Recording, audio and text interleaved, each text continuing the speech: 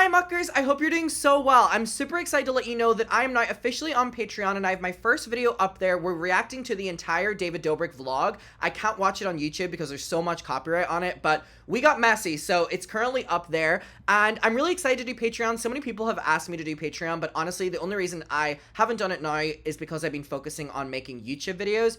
But here's the thing, so I turn down most of the sponsorships that I get because I try not to like overload my YouTube channel with sponsors just so it's an easier watch for you. So in the place of doing those extra sponsorships, I'm going to be doing Patreon, which is so much better because it means that you get extra content. The sponsorship money that would be the Patreon money, so everyone's getting more, content in it. And we have little different tiers. We have the Mean Girl tier, which is a monthly advice only. So basically I do the advice videos where people send in things they need advice for and I'll make a video on it. So the Mean Girl one is once a month. There will be one of those videos with exclusively on Patreon and what people send in. And we also have a Muckers group chat on there with me and the Muckers, also submitting content ideas and stuff. And also it's just supporting the YouTube channel, which I appreciate. Then we have the Mean Kid one, which is one monthly exclusive to Patreon podcast episode, 5 extra Patreon exclusive videos a month, which is why we're starting with the David Dobrik one. Be able to submit, content ideas, also just supporting me, having access to that Muckers only group chat, and also getting that advice video as well. And then we have the Mean Adult, shout out Alexa Nicholas, honey, which is not 5 extra videos a month, but 10 extra videos a month that are only on Patreon, and 1 monthly podcast episode as well. Be able to submit all the ideas and content you want me to make, having access to that group chat, and again, is just supporting me and the content. And yeah, and then we have the Ultimate Diva, which is the biggest one, just wanted to offer it, which is everything, the 10 extra videos, 1, extra podcast that is exclusive over there, the advice section video that will just be of all of your advice that you need things on. Mother Mucker will be locked in for that.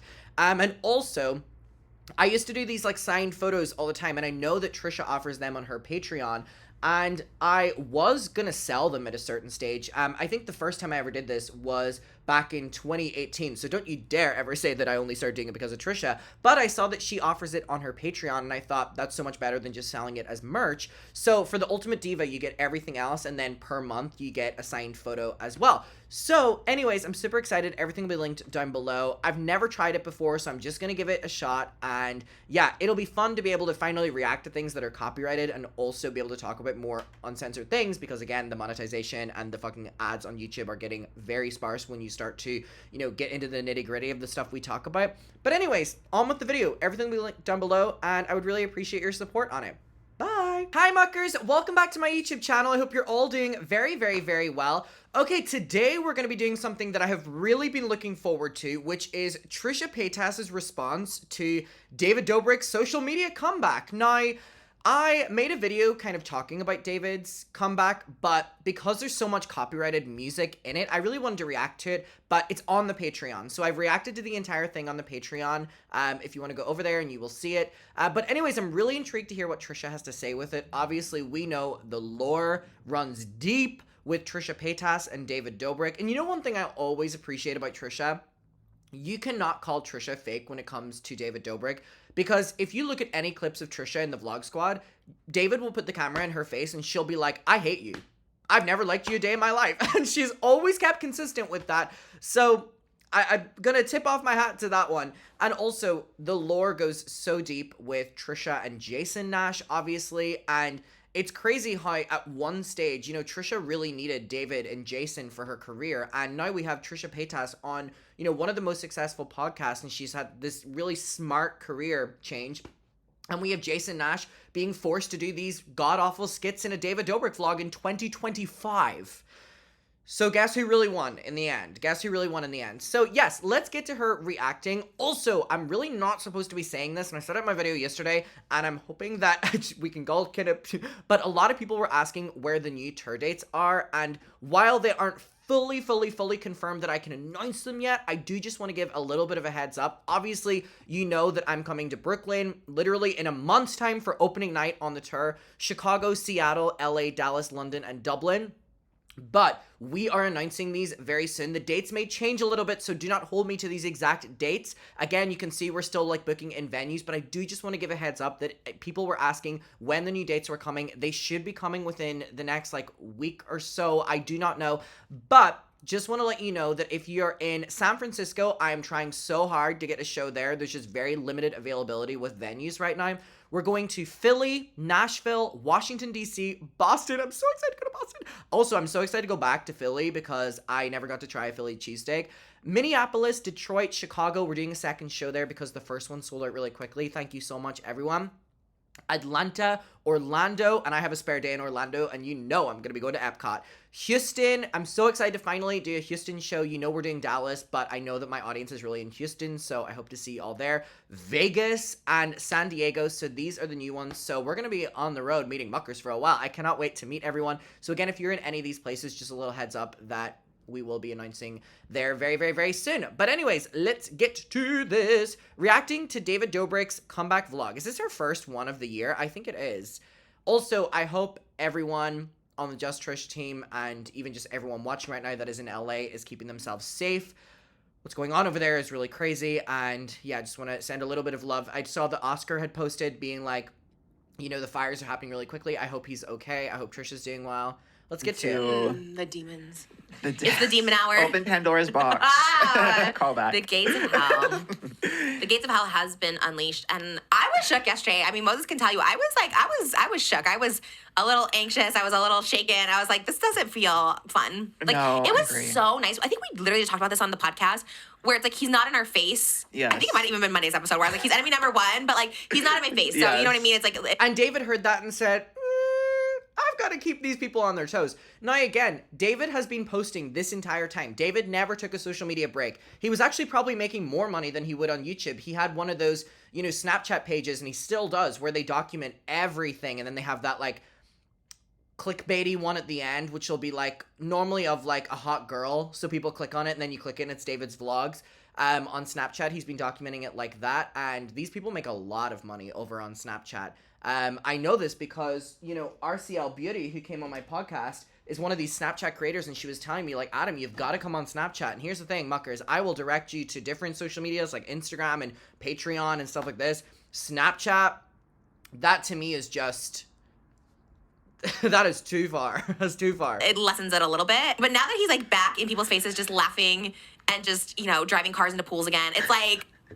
Such a great point. The content has not changed within this time, which is such a ballsy move, because normally creators will come back and rebrand in some way, not exactly make the content that they were called out for. So infuriating. And I had to tweet. That's how mad I was. I had to tweet. I never do. I'm always like, oh, I'll just say for Hot Topics. I don't care that much. But I cared so much I had to tweet. And there was only one that was like, well, Trish, we were here for you to change. Let's see if he's changed. I'm like, people can change, yes, but like to have like zero accountability for like the stuff that he's done and still currently doing, and this like... Also, can we talk about how, not to take it to that place, but I'm going to take it to that place. Can we talk about how the bar is always on the floor for men in general, but male creators, that they're able to come back and do the same shit that they were being called out for, and they're loved, but women have to come back and completely rebrand, and people will still be like, we don't know if you changed. But people like David Dobrik can come back doing the stuff that they were called out for, and people are like, wait, he changed. Just something to know. Just something to note. The same people that I'm seeing defending David right now are the people that were calling Trisha out. And I'm like, okay, well, she came back and made different content, which you could argue has changed, but you're loving David's content, and it's the exact same vlog from 2016. What is the difference between those two people? Oh, yeah. It's like lawsuit. Like you literally like almost killed somebody and then blamed him for that. Like it's like so crazy. It's like, I get people changing and growing and whatever, but like he hasn't, and he has no apologies and no anything. It's just like... And Jeff responded too. But anyways, David, go ahead and set up. David Dobrik's back. He made a vlog. We were all waiting. When is the vlogs coming back, David? 14 minutes and 20 seconds. David Dobrik's big YouTube comeback. And of course, I'm surprised more people aren't really clocking this. It is the oldest trick in the book when you've gone through something, like to have a physical transformation. Yeah. Because Oh my god, this is why I love Oscar. We always have such similar takes. On my video a couple days ago, that's what I said. I said that while David is not changing his content, the fact that he has a physical transformation and the entire video is focusing on a physical transformation, people will subconsciously be like, oh, he's a different David now. You know, he's worked out. He has abs now. He has an incredibly tan body, but an incredibly white face. You know, when it didn't match at all.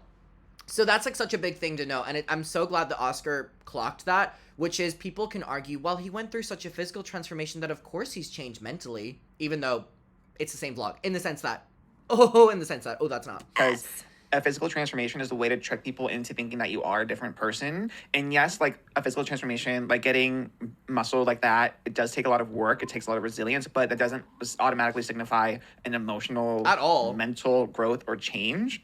And it's ironic that Cody Ko is doing the physical transformation at the same time because... Oh my god, I also brought that up in my video, but Cody Ko's comeback video being a running video. Oh, these men are so good. They go through a scandal and they come back and they're in their fitness era. Again, I just can't get over this image. It just... like...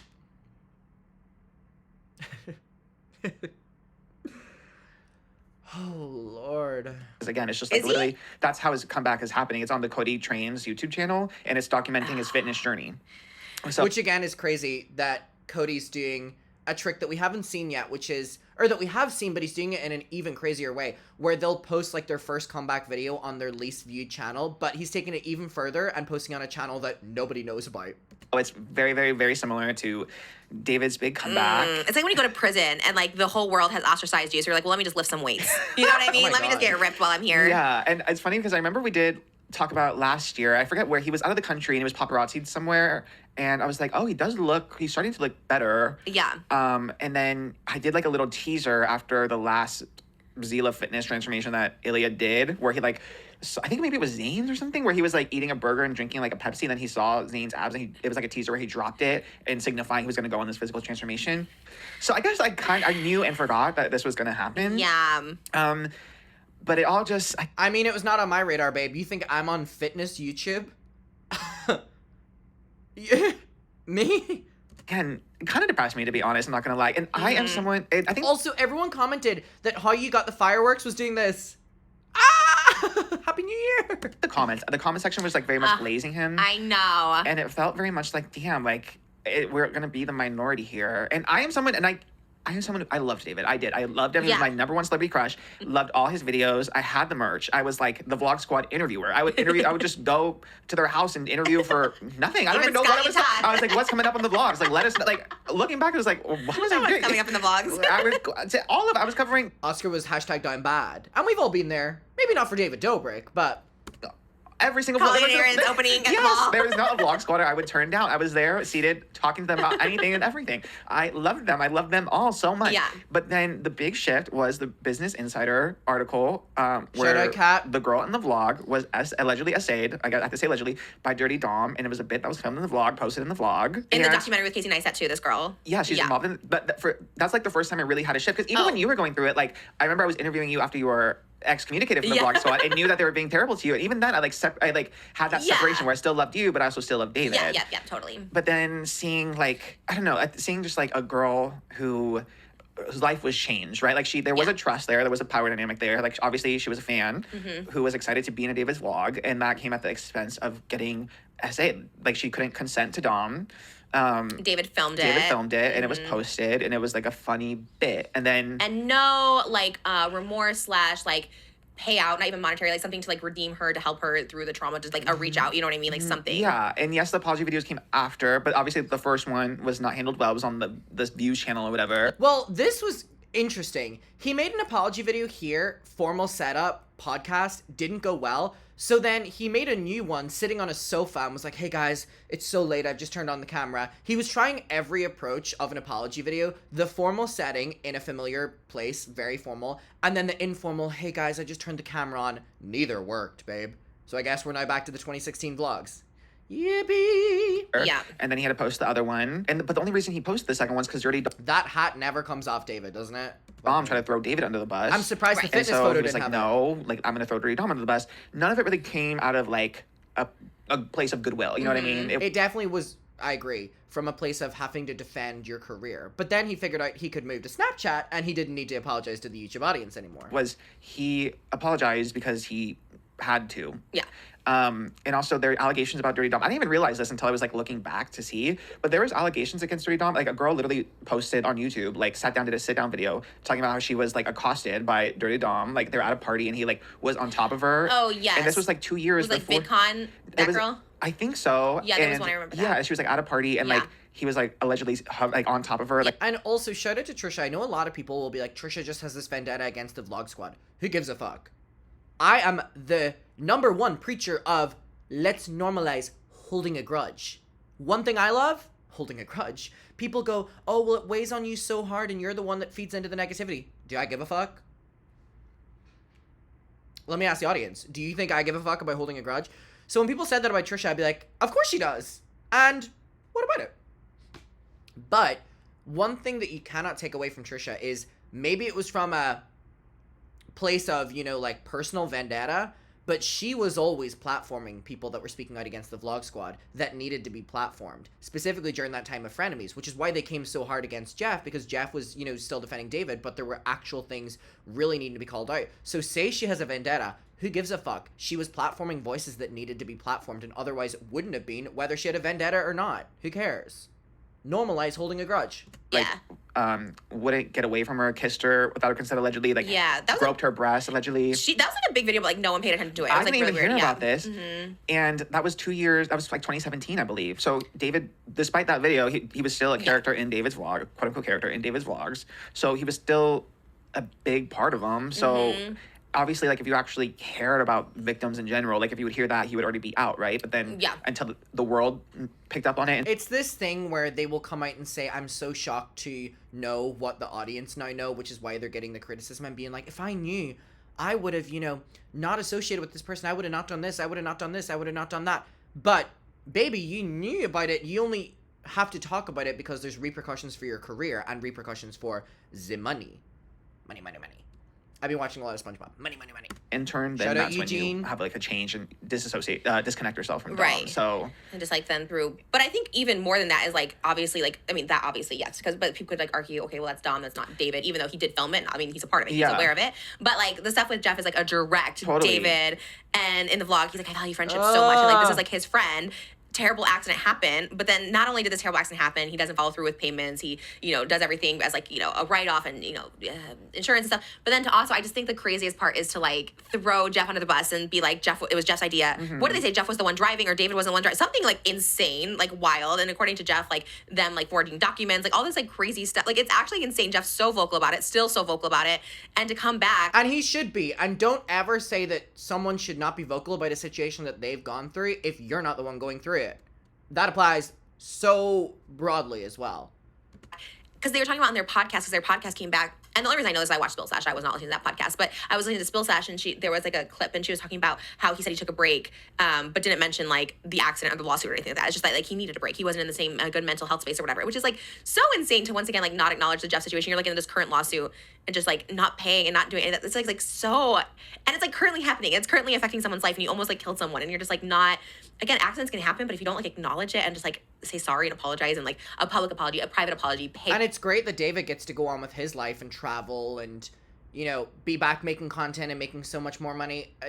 Jeff is the one on an interview with Casey Neistat a couple days ago, and, you know, he's just went through another eye surgery and he's gone through this so it's like people that have the audacity to speak on Jeff, pay for stuff. Like, it's just like so. He said too, he was like giving out all these Teslas in the vlog to his Dobrik's employees. Yeah, which is like nice, but it's also like, wow, you owe so much money to Jeff and his surgeries that he's paying out of pocket. And it's like you can't do that, but you're doing all That's what I said in my Patreon video whenever I was reacting to it. I was like, there's something really crazy about giving away this many cars when it was told that you were refusing to make payments or being difficult making payments from one of your good friends needing it for surgery because of what you did. of this. It's like it's at the end they gift Mr. Beast like gifts Mr. Ilya, Beast being in like it great. a Lamborghini, a blue Lamborghini. It's just like, and then he said on the podcast, he's like, yeah, I don't like the vlogs as much because like you just run out of people to give cars to. And I was just like, you're just so out of touch, it's so everything. And then to be Jeff, like for me, like it makes me mad because I really really despise David. I just think he's actually a horrible person, just like personally. And like people can change and grow for sure. I knew him a long time ago, but just all the stuff of how he's handled Jeff and everything. I just like even the documentary. I saw a clip. I think it was like a leaked clip of the case. You saw that one where he was like asking asking David, he's like, anything for views, right? Or whatever, until it becomes like dangerous. And he's like, do you feel any different about it now or something? And David's just like, no. Yeah, just like cold. Just like, and it's like this close up tight shot of him. And like David looks scary in the thing, like just. Which again is so frustrating that Casey's refusing to. I've really been thinking about this today. And obviously my friend Kat is heavily featured in this documentary. And I was talking to her today about it. And I'm frustrated for everyone involved that this documentary is not coming out. I'm frustrated for Jeff. I'm frustrated for the victim. Maybe even plural. For opening up and trusting Casey Neistat for him not to publish it because he's not making money with distribution when he could just post it on his YouTube. I'm frustrated for Kat, who spent a lot of time with this story and topic, and Casey went to the premiere, went to all this, for him not to follow through with, quite honestly, the easiest part about making a film, which is just posting it. And he keeps saying, I couldn't post it on YouTube. Oh yeah, because it's a documentary about a YouTuber, YouTube culture. Yeah, sure, that wouldn't work well on YouTube, Casey. I'm frustrated for everyone. Casey really dropped the ball, and he really just wasted everyone's time. Just like lifeless behind the eyes. And then when he's like, do you feel different? He's like thinking about it. He's like, no. And I was like, this is crazy. Like your friend was just like, because of you driving an excavator, your friend literally almost died, like went like blind. Like just like, and if I was Jeff, I'd be so pissed because my life like was altered, and it's like you have to do this huge lawsuit, which David's just dragging out because he has like money, and it could drag out forever. And I think Jeff's lawyers, he said, is pro bono, so like eventually they could just maybe just stop and give up on the case because maybe they think it's just gonna be dragged out forever. I don't know. It's just so. Oh, it's so frustrating. And the fact that it's like the vlogs haven't changed, that it's still like dangerous. It's crazy. Like the one with Nick, Jonah or whatever, Nick and Tony, and like driving the car into the pool.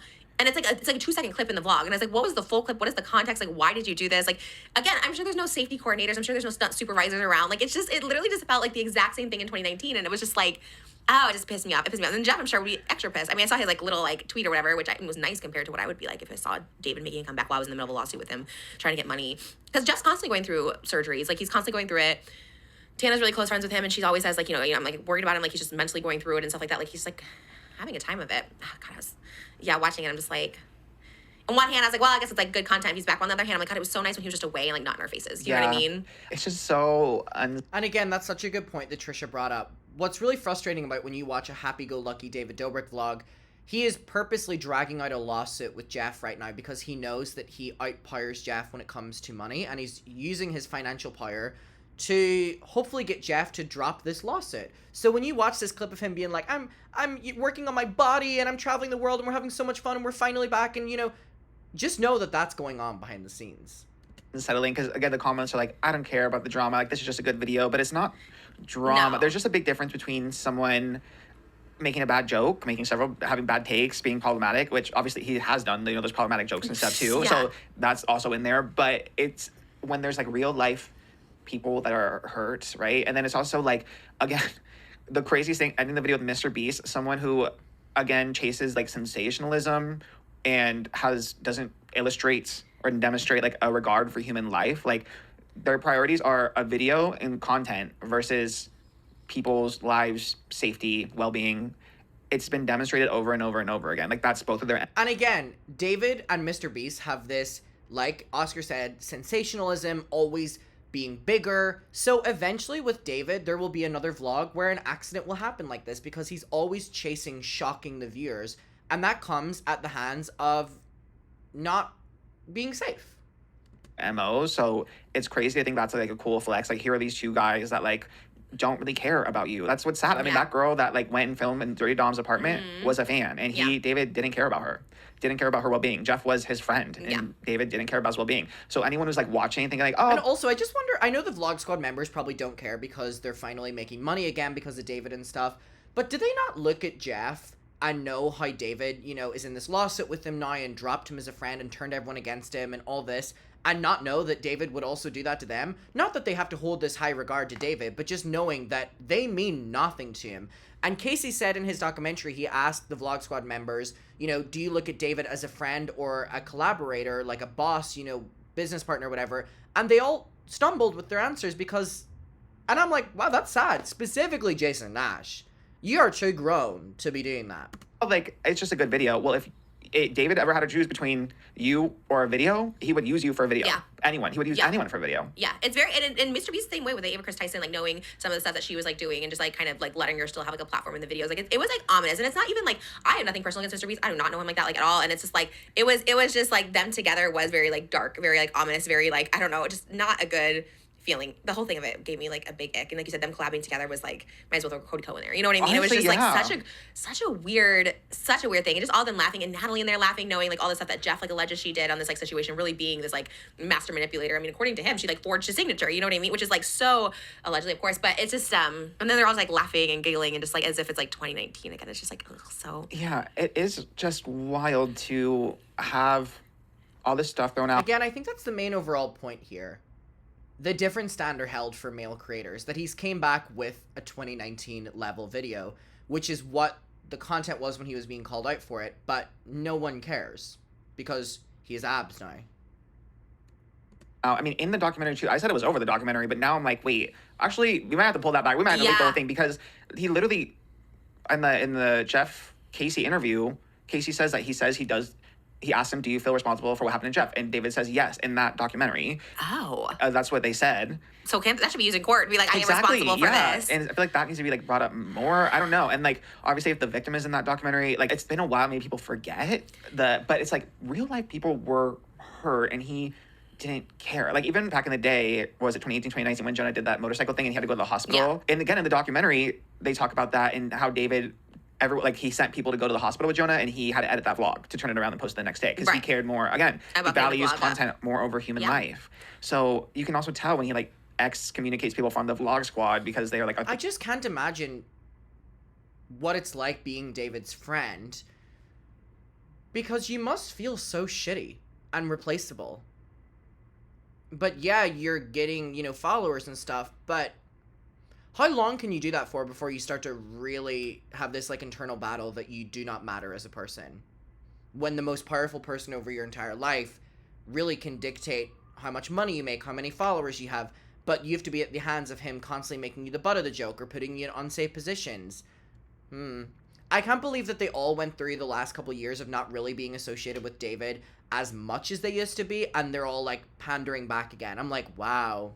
Threat to like the brand. Specifically you, Jason. Care about the friendships. It was more about how he was perceived. So it is just frustrating because he has abs now and it's like you're a different person. No. Yeah, that does. And it's frustrating seeing everyone like or a lot of people glaze him for it. And like, listen, I loved him too, but like seeing what he did, like what happened to a young girl, seeing what happened to Jeff. Yeah. It's like how. Because like I feel like we always say this, like accountability like goes such a long way. If he was like settling the lawsuit tomorrow, right, and it was like, you know what, here's $20 million and like does it fix everything? Like no, but at least there's some sort of like conclusion. And think of how easy they could settle this lawsuit if he used that money he's using on giving away 20, 30, 40, 50 cars to just settling this lawsuit with Jeff and ending this.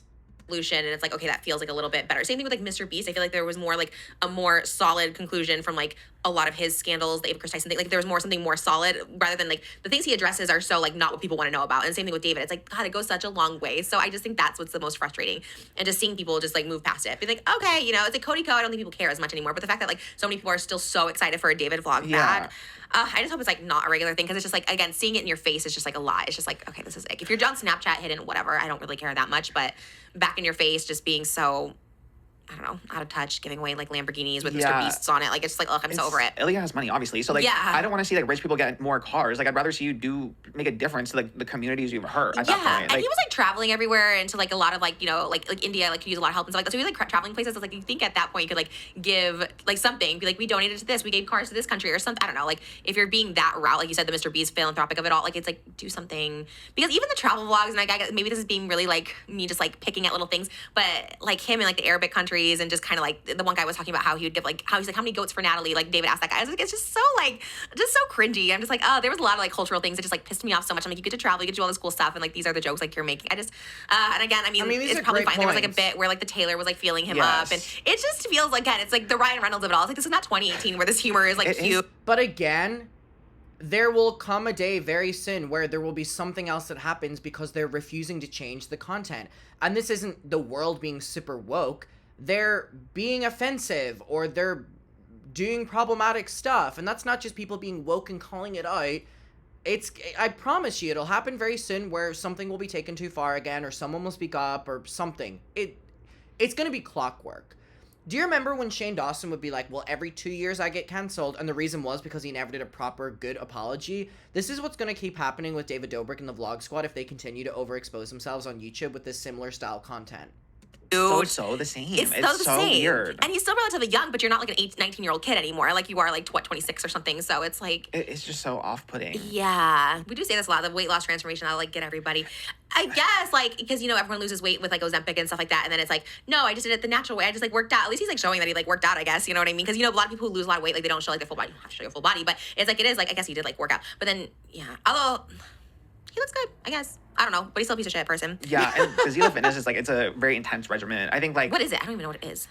I mean, it's basically dieting really, really hard, like really intense dieting, really intense working out. People plans. can like buy the program or what? I think Ilya sells like, like a program and stuff too, and he's done everyone, like obviously like Susie did it, Susie and Tony. Really? She lost, I didn't see it. Yeah, she lost a lot of weight. I haven't seen her. Yeah, this was a while ago too. Natalie did it at one point. Do the girls have the same results? I haven't seen it, so I don't know. I remember like Natalie did hers and then was like very, very thin. I think she probably gained some weight back, but not even body shame or anything, but just because it is such an intense diet and stuff that you do have to like upkeep that. So do you think it's assisted by anything like GLP-1s? I don't know. I feel like probably not. I feel like they probably do it the natural, but it's also like they worsen that. These people have the time to be working out. So by the way, if you don't get the results that David Dobrik or any of these celebrities get with their workout things, because they work at a completely different pace than you guys.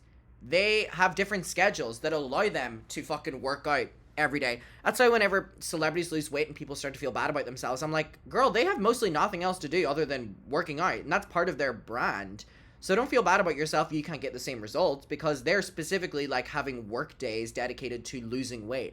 Like they don't have jobs or kids or anything, so like they can dedicate all that time to, like, you literally have nothing else going on. Yeah. So when you make fitness your whole life because you have the time to, then it is like more accessible, I guess, because when you're like a parent or when you work full-time jobs, it's like you are working your fitness and diet into your schedule versus like that is your whole. Oh my god, yeah, it's been literally my resolution since last New Year, since 2024, to like do at least a Pilates class at like a gym, and like I still haven't been able to go because like the classes are like, I have to go at like 6 a.m. and then the 6 a.m. classes are full, and then I'm just like, and then the days off we have the girls in their classes, so it really is like a full. I mean, it's great, and like if it's like your job, if I got paid to transform, maybe not by Zelia. What is it, Zilla?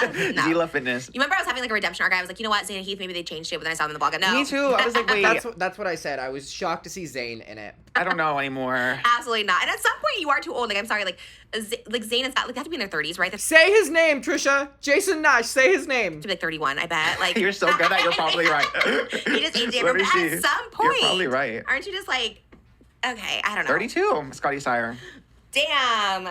Not they're the so, damn. They're so loyal to David. I just don't get it. I just don't get it. And 32 Zayn. Yeah, and it's like, yeah, you're still young, but like you're still like doing these like weird vlog trips with David, and I don't know. Like it literally is just the same humor, same bits, same jokes about like women being touched and stuff, and it's like, wait, didn't you get canceled for something like that? Like what? Yeah, there was like some gay jokes in there. Like it's just like so weird and so like the Noah Beck thing. The Noah Beck. Yeah. There was one of like something about like there's no gay ghosts inside, so they won't like David. Like there was just like so many weird things, and it's like. Yeah, and the fact that Noah Beck's in this, Dixie D'Amelio, Olivia Jade, I was like, oh my god. If I saw Remy. Because keep in mind, these people have probably been partying with David and being friends with him behind the scenes for professional gain this entire time. We just haven't seen because who's on Snapchat? No shade. And Alicia, my heart would break. I know they were at his party, but if I saw them in the vlog reacting to David's abs, I'm done. I'm over it. Because I mean, it is impressive, but like again, it's like it doesn't distract, but it does distract because everyone's just like, wow, that's so That's cool. the headline, right? Everyone's like, he debuts a insane body transformation. That's like literally like E! News. That's the headline. You know what I mean? So. It was smart. Like, I mean, that it's just like PR 101, but it is crazy how much PR 101, like, to me, it's just like basic. I'm like, I see right through it, but it is crazy and scary and sad how effective it is. It is crazy. And it's also crazy, like, whose transformations get headlines. Because I think we've seen so many people lose so much weight, like, especially influencers. And, like, why does only, like, Nick Cotto got a lot of headlines, David Dobrik, but it's like, it's weird that, like, other people Especially because David wasn't, like, fat. Yeah, I think he called himself fat. Like, I was tired of being a fat. I was like, okay, like, you know what I mean? I always thought he was so hot. Yeah, well, I mean, you know, there's someone for everyone.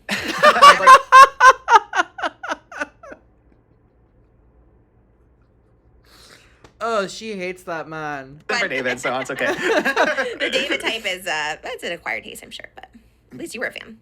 I guess a lot of people are. I don't know. People are. I don't know. To me, a six-pack isn't like, wow, that's so impressive. No, same. I wasn't, again, it just made me feel very uncomfortable. I mean, again, it'll be interesting to see, obviously around that first video, there is so much hype and stuff. Yeah. It'll be interesting to see what the upkeep is, Like, you think he's gonna do it like he used to do? I don't know. This one seemed very much like a Zila Fitness like promo. I I'm think sure there he was. owns part of it. I'm sure He it's might be like, an investor or something because they're friends. And I know there was like a separate Zila Fitness like transformation on Ilya's channel. I'm assuming. Yeah. So.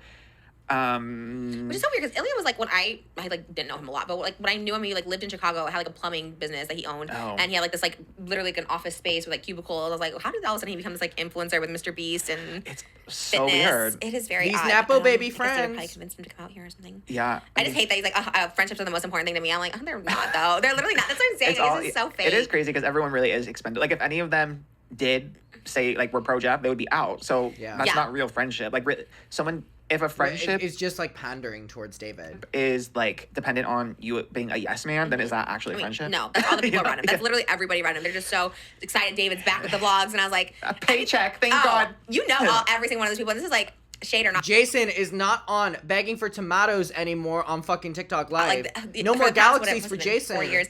You know, those people were just so excited. Like, finally, like, David's back. We have some, like, relevant. But I don't think it's ever going to be the same as, like, it was in, like, 2019. You know what I mean? I don't think it can get to that peak either, but...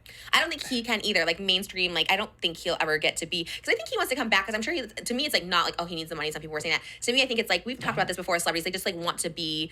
known. They want to be famous, you know, they want to be relevant. I don't think David's video was monetized probably because it had the copyright music. So yeah, I don't think he cares. It had 2 copyright Dog Days Are Over in the other song. And I remember back in the day, like he wouldn't care. Like he would use songs if he felt like the vlog needed it because artists. I think he just wants to be back in the mix, and you know, like his dream like used to be like to host a talk show like Jimmy Fallon or something. And I'm just like, I don't think he'll ever reach that.